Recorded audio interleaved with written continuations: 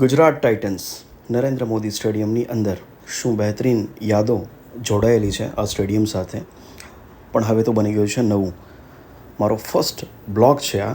Try કરી રહ્યો છું કે કઈ રીતે બને છે. આ સ્ટેડિયમની અંદર જે યાદો છે એ એકદમ તાજા થઈ ગઈ. જો કે ઓલવેઝ મેચ જોવા માટે આવતા હોઈએ છીએ, બટ ફર્સ્ટ ટાઈમ આ રીતે શૂટ કરું છું તો વિચારું છું કે આઉટપુટ કેવું હશે. બટ એની કરતાં વિશેષ કે એન્જોય કરીએ ખૂબસૂરત નરેન્દ્ર મોદી સ્ટેડિયમ, જે વિશ્વ આખા ઉપર રાજ કરી રહ્યું છે ક્રિકેટમાં અત્યારે. અને આઈપીએલની એક ગેમ માટે, ગુજરાત ટાઇટન્સની ગેમ માટે અમે આવી ગયા છીએ અહીંયા.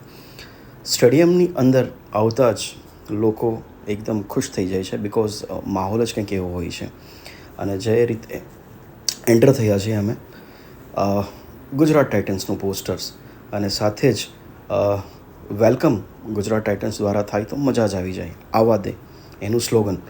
જરા પણ વેટ કર્યા વગર હું સીધો નીકળી ગયો જીટીની ઓફિશિયલ ટીમ બોક્સમાં, જ્યાં આગળ એકદમ મસ્ત માહોલ હતો. જીટીની વોલ લાગેલી હતી, એકદમ ખૂબસૂરત. અને હા, Gujarat Titans always in our heart.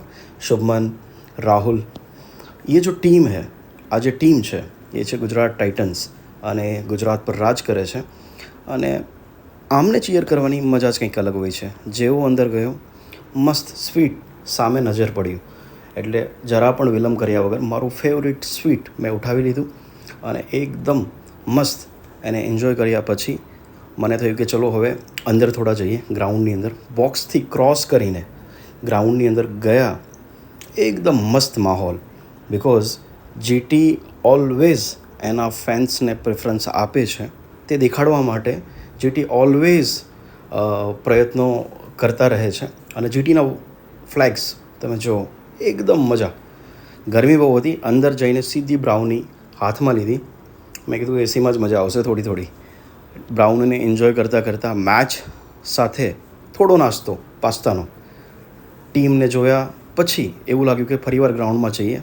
જોયું તો એ જ માહોલ, એ જ બધા જ વ્યક્તિઓ મસ્ત રીતે ચીયર કરી રહ્યા હતા. આ બાળકે એકદમ એન્જોય કરાવ્યું અમને.